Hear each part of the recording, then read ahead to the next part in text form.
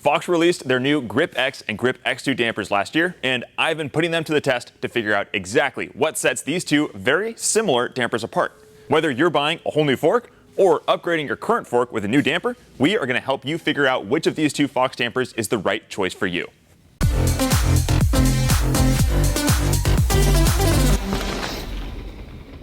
Grip dampers have been at the top of Fox's lineup for the last few generations. The legendary Grip 2 damper has been the cream of the crop since 2018, but that all changed last summer when Fox released their limited edition Podium Gold forks.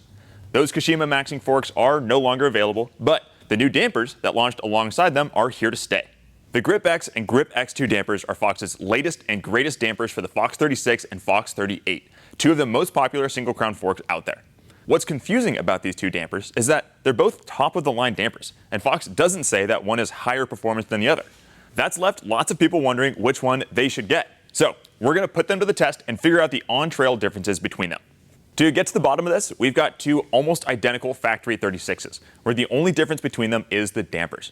We're minimizing our variables to make sure any differences that I notice out there come directly from the Grip X and X2 dampers. But first, let's talk a little bit of tech and compatibility to give you guys some context. Both of these dampers launched last year, and their X and X2 names are meant to line up with Fox's Float X and Float X2 rear shocks. Fox's X suspension is going to be slightly less adjustable, slightly less weight, and less descending focused. Fox's X2 suspension is going to be slightly more adjustable and completely descending focused. That's kind of the gist of the differences between them, but let's take a closer look at each damper. The Grip X damper is an entirely new platform for this generation, and Fox says it's their all-mountain damper. Does anyone even really know what all-mountain means? Maybe it just means that it fits in all forks, because it's compatible with the 34, 34SL, 36, 36SL, 38, and also the Marzocchi Super Z. That means the Grip X damper is ready for just about any kind of riding and any travel range. Anything from a super short travel and lightweight XC bike all the way up to the super burly Super Z with 190 mil of travel. So there's probably a Grip X damper out there for you. On the outside of the Grip X, you'll find high and low speed compression knobs and a single rebound knob on the bottom of the fork. That high speed compression knob also doubles as a firm mode for maximum climbing efficiency when it's fully closed. All of the adjustments have defined clicks and a wide range of adjustments that is designed to be sufficient for most riders. Moving on to the Grip X2 damper. This is the spiritual successor of the Grip 2 damper, and the Grip X2 looks incredibly similar on the outside. If it wasn't for the little marking here on the compression knob, it would be pretty much impossible to say which is which. It's marketed by Fox as their descent-focused enduro and downhill damper, and it also fits in a wide variety of forks. Those are the Fox 34, 36, 38, and 40, making this a well-rounded damper that you're going to find on all sorts of bikes. Grip X2 is a four-way adjustable damper with high and low speed compression on top and high and low speed rebound on the bottom. Because it is purely focused on the descents, you're not going to find any kind of firm mode on the Grip X2. All of its adjustments also have very defined clicks with an even wider range of adjustments than the Grip X damper. The Grip X damper is quite a bit lighter than the Grip X2, weighing 120 grams less, which is about the same as a banana, but has significantly less potassium. That weight difference comes from the more sophisticated damping in the Grip X2 with way more shims in the compression circuit, and the adjustable high-speed rebound circuit that uses Fox's VVC technology.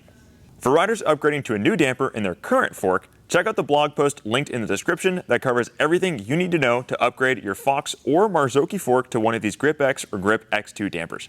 While dampers are not travel specific, they are fork specific, and you'll need to get the correct damper for your specific fork.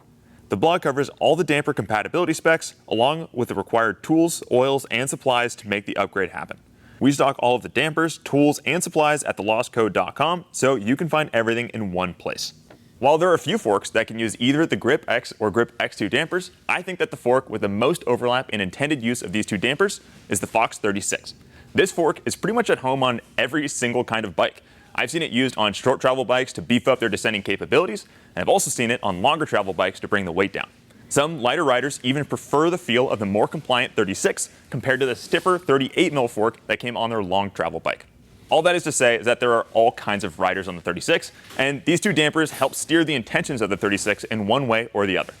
I've been riding these two 160 mil forks on the Transition Sentinel, which has 150 mil rear travel in its stock form, but I've got it set up with a slightly longer stroke rear shock to give it about 160 mil rear travel. All right, let's hit the trail and figure out some differences between these two dampers. Like I said earlier, we're trying to minimize variables in this test. I rode these forks with the same range of 90 to 95 psi and 3 volume spacers in the airspring, and I started with all the damper settings right in the middle of their adjustment ranges.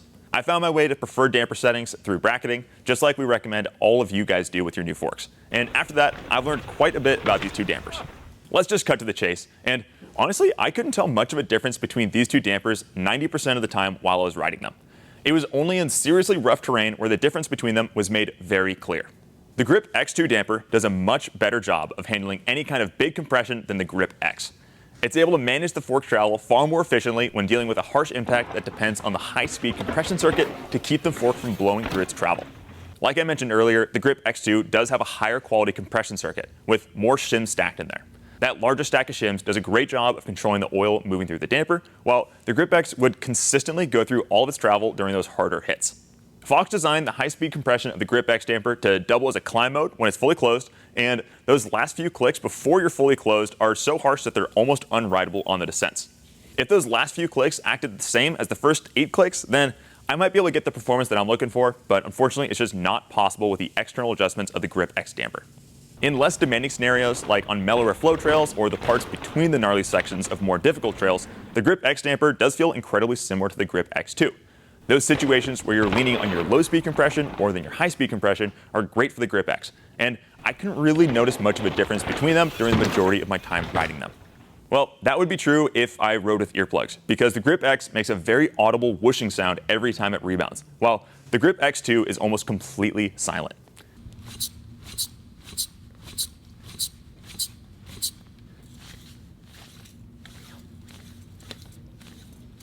Personally, I prefer my bike to be as quiet as possible, so I'm a big fan of the Grip X2 silence, but I know that's not the case for everyone. Some riders really enjoy hearing their suspension working, and you will definitely hear the Grip X out there on the trail. What you're hearing is the oil rushing through the rebound circuit, and it's remarkable how similar it sounds to the Float X rear shock. Both make the same whooshing sound, while the Grip X2 and Float X2 are nearly silent while you're bouncing around out there. As for the more simple single rebound knob of the Grip X, I actually preferred the overall rebound characteristics of the Grip X to the Grip X2. I did my best to tune the X2 to rebound similarly to the Grip X, and I noticed the difference in high-speed rebound adjustments most when I'm really yanking off a lip. I'm able to get more control during a big pull when I've got the high-speed rebound adjusted correctly, and the Grip X instantly had that control I was looking for, while the Grip X2 took some tinkering to get there. Initially, I got sucked down a rabbit hole of too fast of high-speed rebound and slow low-speed rebound, but I figured out that going the other direction and slowing down my high-speed rebound and speeding up the low-speed rebound gave me the exact control that I was looking for out there. Okay, I'm going to make this very simple because the decision really comes down to one personal preference.